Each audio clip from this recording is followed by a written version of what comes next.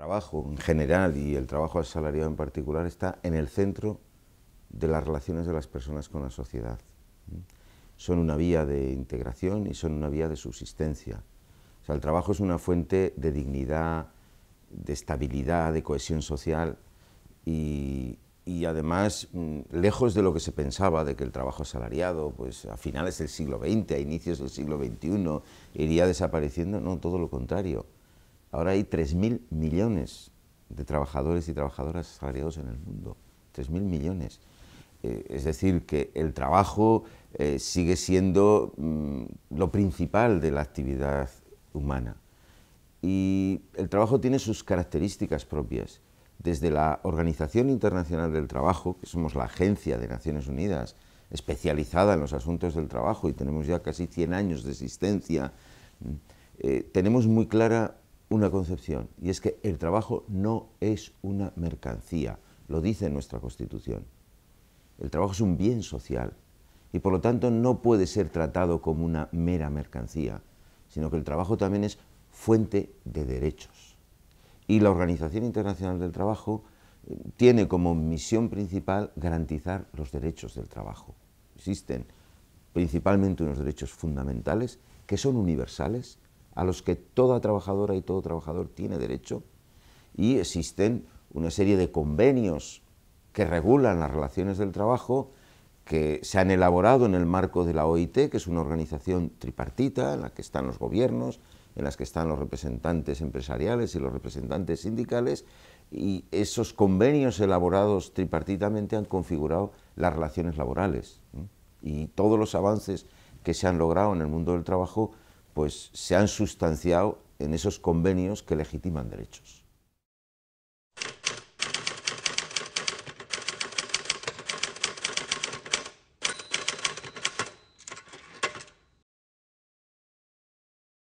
Trabajo decente, o trabajo digno, es el trabajo que se hace de forma regularizada, con derechos, derechos de asociación, derecho de huelga, derecho de negociación colectiva, con derechos a trabajar en condiciones de salud y seguridad, sin discriminación, con una remuneración adecuada que permita vivir dignamente y con protección social.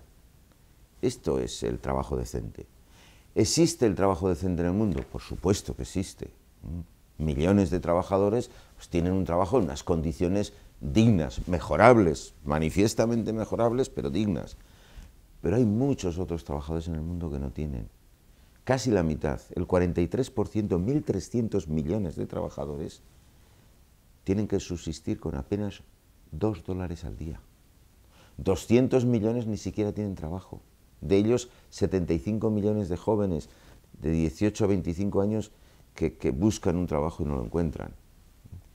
215 millones de trabajadores en el mundo son niñas, niños que están trabajando. 115 millones en lo que llamamos las peores formas de trabajo infantil. 2 millones de trabajadores mueren al año a causa de las malas condiciones de trabajo. Es decir, que el trabajo decente todavía no es la forma natural en la que se desarrolla el trabajo en el mundo y por lo tanto la labor por extender el trabajo decente sigue siendo una labor pendiente.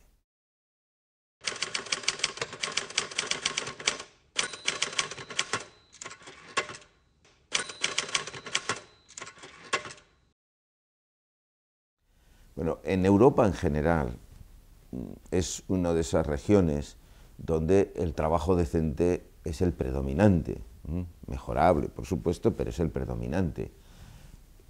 Con la crisis, ¿este trabajo decente está amenazado? Desgraciadamente sí, particularmente en la periferia de la eurozona, donde se están aplicando políticas muy duras de austeridad, están también deteriorando las condiciones de trabajo. ¿Hasta el punto de acabar con el trabajo decente? Bueno, eso sería mucho decir. Yo creo que la sociedad pues, sigue teniendo en gran estima y en gran valor el trabajo decente. Pero también es verdad que cuando se dan situaciones de economía sumergida, que ya se daban antes, eran minoritarias, pero se daban, pero con la crisis siguen estando y se siguen expandiendo. Cuando no hay trabajo, en esos momentos, claro, el trabajo decente no existe. Y esas situaciones son cada vez más numerosas y golpean a los trabajadores más vulnerables, por ejemplo, a los inmigrantes.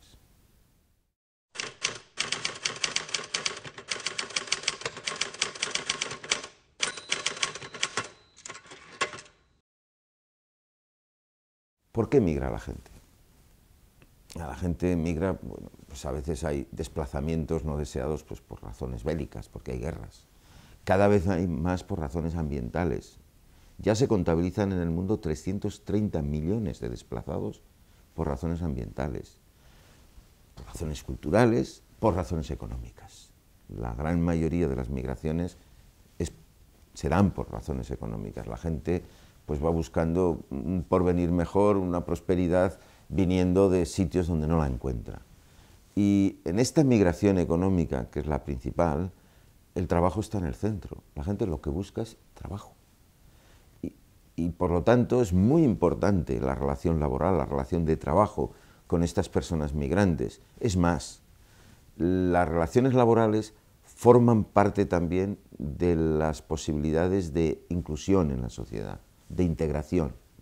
Las relaciones laborales son un extraordinario mecanismo de integración y las legislaciones que relacionan la integración con la integración laboral son legislaciones que están mejor enfocadas para solucionar algunos de los problemas que pueden generar, obviamente, los desplazamientos humanos.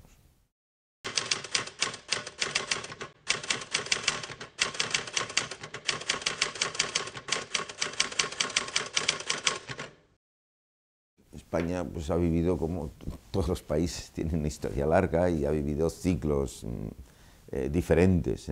Por tomar los últimos 50 o 60 años, España fue un país de migración durante mucho tiempo y sabe y conoce bien lo que son las migraciones como país migrante, que ha ido fuera a buscar trabajo. Posteriormente en España llegó la democracia, la economía se desarrolló y hubo un desarrollo muy importante y en los últimos 20 años pues ha sido un país de acogida, un país que ha recibido muchísimos inmigrantes. De hecho, el 10% de la actual población española es de origen extranjero. En este sentido tiene una larga experiencia. Y tanto la gente que se iba buscando trabajo, como la gente que venía, pues venía buscando trabajo a España. Por lo tanto, el trabajo ha estado en el centro también de esas relaciones. ¿Cómo se ha dado la integración? Pues a través fundamentalmente del trabajo, y los mayores avances que se han dado en inclusión social y en integración de la inmigración ha sido cuando se ha enfocado desde la perspectiva laboral. ¿Qué es lo que ha sucedido? Que justamente en el momento en que se estaba produciendo esa mayor integración también relacionada con lo laboral, pues España, como otros países de Europa, ha sufrido una crisis tremenda. En el caso español, con unos niveles de desempleo muchos más altos que los del resto, porque España ya tiene un desempleo estructural bastante importante, nunca bajó del 7,9, el 8%, incluso en los tiempos de mayor empleo, claro, con cifras del desempleo del 25%, pues el fenómeno ha dado la vuelta. Y ahora las circunstancias que se están dando son circunstancias de retorno de parte de esa migración, e incluso se están dando circunstancias de españoles, particularmente jóvenes, que están buscando perspectivas laborales fuera de España. Los fenómenos van cambiando y se van modificando en función también de las realidades económicas. Y las políticas ahora pues tendrían también que reorientarse teniendo en cuenta esa realidad.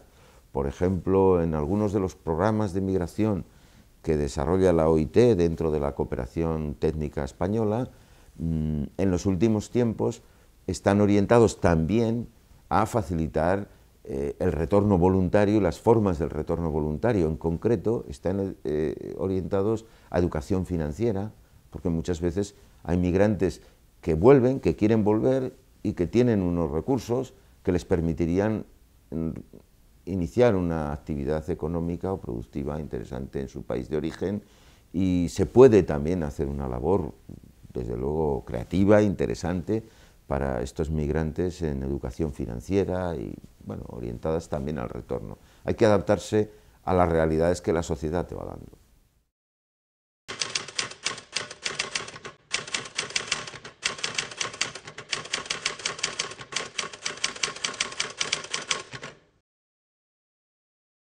La crisis española no es solo española, aunque tiene sus características. Ha sido en el contexto de una crisis financiera, que ha desarrollado una crisis económica, que a su vez pues, ha generado situaciones de desempleo, como la que ha generado en España, con una crisis social, que a su vez ha llevado a una cierta crisis política de las instituciones, en fin, están todas las crisis juntas, incluido con crisis energéticas, y climáticas y ambientales detrás de. En el caso español eso es muy claro. En el caso español su crisis ha tenido que ver con el modelo productivo. Tenía un modelo productivo absolutamente insostenible, como se ha revelado, y la crisis financiera estaba montada, la burbuja financiera, perdón, estaba montada sobre una burbuja inmobiliaria. Y ambas se han ido alimentando. Cuando la crisis financiera estalla porque la burbuja financiera estalla. Y a partir de ahí el desempleo se cuenta por millones. No, pasar de construir 800.000 viviendas al año a construir 80.000 significa que un sector que estaba empleando directamente a cerca de 2 millones de trabajadores y otros 2 millones en actividades conexas, pues claro, se hunde y por eso España está conociendo ahora situaciones de desempleo del 25%, llegará a los 6 millones de desempleados. Tiene que ver con el modelo productivo. Incluso mirando España un poquito en profundidad, se puede ver cómo aquellos territorios más dedicados a la actividad inmobiliaria se ven en una situación de desempleo mucho mayor que los que no. Y aquellos territorios que mantuvieron una actividad productiva más diversificada y un modelo productivo menos insostenible, pues ahora tienen tasas de desempleo que son la mitad de las tasas de desempleo en España. O sea, Cantabria, el País Vasco, Navarra, pues tiene tasas de desempleo del 17%, mientras que Andalucía, Extremadura, pues son tasas de desempleo que superan el 30%. Entonces, es bueno analizar el pasado inmediato también para ver por dónde salir. Las políticas de austeridad lo hemos estudiado, no solo en el caso de España, lo hemos estudiado en todo el caso de la periferia del euro. Las políticas de austeridad, después de varios años, muestran sus límites, y particularmente sus límites desde el punto de vista de la generación de empleo. No han sido capaces de generar empleo, sino más bien han producido una depresión de la economía, una recesión, como la que se está viviendo actualmente, y en ese contexto es muy difícil generar empleo, más bien se pierde empleo. Es más, también es difícil la consolidación fiscal, porque si hay recesión económica, los ingresos del Estado son menores, los ingresos públicos tampoco crecen, hay más desempleo, los gastos son mayores y bueno, no es posible hacer la consolidación fiscal. Entonces pensamos que ha llegado el momento de repensarse las políticas de austeridad y de pensar en otras políticas que tengan dos características principales: el empleo en el centro de las políticas y evaluar la buena o mala orientación de las políticas en función de su capacidad de generar empleo o no, y que incentiven la actividad económica. Pero claro, incentivarla no para ir al antiguo modelo productivo, o sea, no se trata de volver a cometer los errores del pasado, sino en todo caso para ir a un modelo productivo mucho más sostenible, mucho más moderno, más diversificado, más adaptado a los requerimientos de futuro, a la economía verde, a la economía del conocimiento, que puede generar empleos y muchísimos empleos. Los empleos verdes en el mundo hoy ya se cuentan por millones, por decenas de millones, y en poco tiempo se podrán contar por centenas de millones. Entonces, hacia ahí debería orientarse esta nueva incentivación de la economía. ¿Salidas? Sí, hay salidas, pero bueno, hay que pensar en los caminos que ya están cerrados y abrir nuevos caminos.